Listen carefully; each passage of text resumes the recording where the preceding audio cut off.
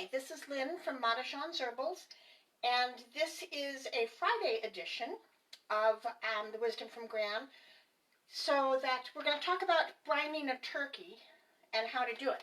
Now, the reason I'm doing it on Friday night is so that if you decide this is something that you want to do, it's going to give you the opportunity to get to the shop tomorrow to get the turkey brined.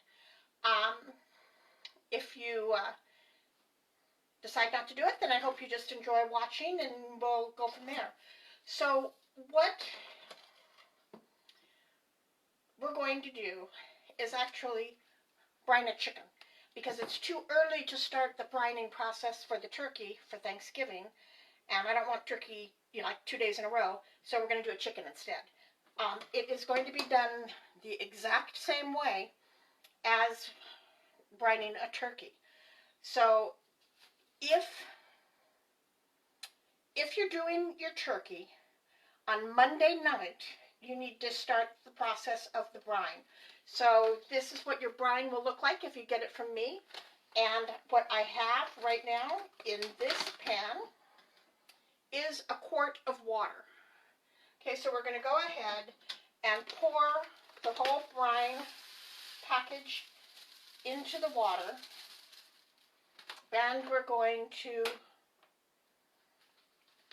bring it to a boil. Once we've brought it to a boil, we're going to turn it down to a medium heat, and then we're going to stir it with, I'm going to use a wood spoon. I'm going to stir it until the salt all melts and it gets nice and hot.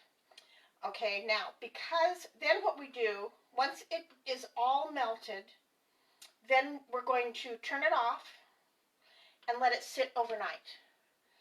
Now, clearly, we're not going to be on camera for that long, so this is actually the brine that I'm making for my turkey, and once it is cool, I'm going to put it in the refrigerator and keep it until Monday, and then I'll start brining my turkey. So here, I don't know if you can see it because it's a dark brine and it's a dark inside the pan, but that is the turkey brine that I made last night so that it'd be ready for the chicken today. So what I'm going to do is I am going to take, this is my frozen chicken, and then that's what you need to use in your brine. You want to get the cheapest brine, or cheapest turkey, and let it, because this is going to tenderize it and make it moist. So I need to get this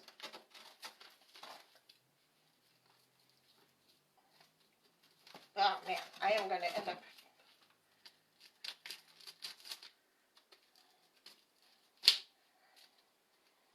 cutting my finger off or something.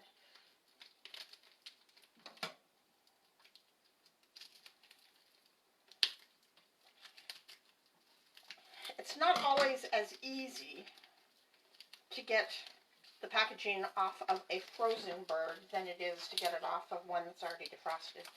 But there we go. Now, if you're doing your turkey, you're going to have the giblets inside the giblets and the neck inside the bird. Make sure that you take those out, and because you don't want them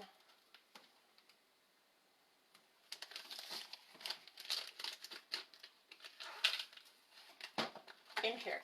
So what I'm going to do, boy, this one's really tough to get off. Now, because we are going to defrost the bird with the brine, I am actually going to go ahead and take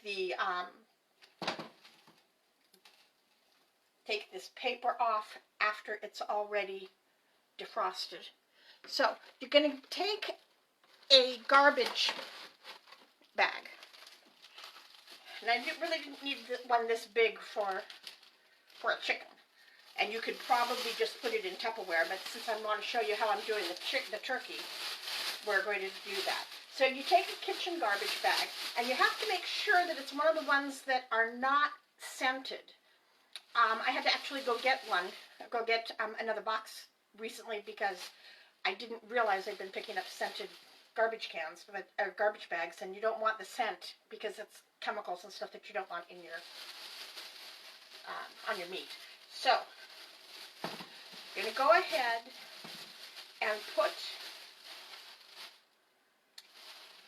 your turkey or your chicken in the garbage bag. And then we're going to take the brine, and so I used water. You can use water, you can use chicken stock, you can use beer, you can use orange juice. There's all kinds of different things that you can use, and it's going to be great. So this is from last night, and because it's a chicken, I only did a pint of water instead of the quart that I'm using for the turkey. So you get another pint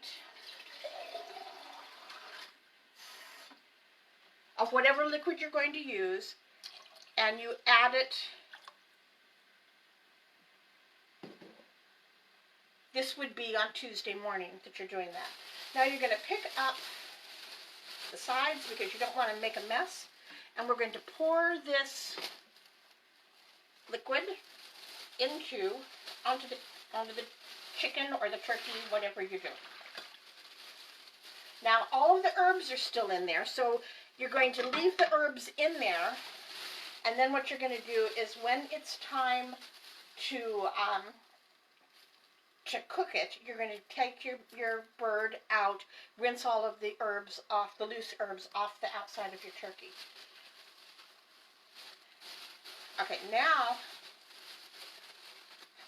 what I'm going to do is just tie a knot in this.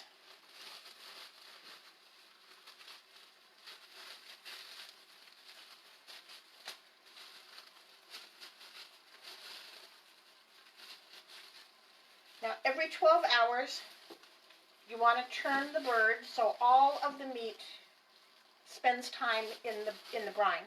And it's not underwater. It's not all underwater, so you do need to turn it. Okay, now, if you're using your turkey, which is what I'm going to be doing on Tuesday, is take your camping cooler and put the frozen turkey in the brine inside the camping cooler, and keep it closed. And if you put it in on Tuesday, by Thursday it will be defrosted in the ice chest, but it will still be cold enough that it won't have any bacterial growth. Okay. So, a helpful hint from last year I did 2 turkeys, and I put them both in the same camping cooler. Don't do that, because then each one keeps the other one colder, and they didn't defrost. So that was kind of a fail. Now my brine over here is getting, it's beginning to boil. So I am going to turn it down. And actually, I have an electric stove, and so since I have an electric stove, the burner stays hot longer than it would if it was a gas stove. So I am going to actually just go ahead and turn it off, but keep it on that burner so that it will continue to cook a little bit. Now, because this is a chicken and not a turkey, it's going to fit in my refrigerator, so I'm going to put it in a bowl. Actually, ouch. I'm going to put it in this bowl, and then I'm going to put it in the refrigerator and let it defrost over the next day or two, and then we'll have it for dinner. This one I'll probably simply roast just like I would the turkey. So a couple of thoughts is, you need to, according to Betty Crocker, you need to roast your turkey between 300 and 325, and you cook it until it reaches by meat thermometer, 155 to 160 degrees. Now, remember that once you take it out of the oven and you let it rest before you cook it, it is going to it's going to cook another 10 degrees. So if you go over the 160 and then let it rest and you get it up to 170, you may end up having a dry turkey. Now, the other thing that I did not know before I started brining turkeys about 8 years ago is that the salt and the herbs in the brine break down the meat, and that's how it makes it tender and moist. But it also makes the turkey cook faster.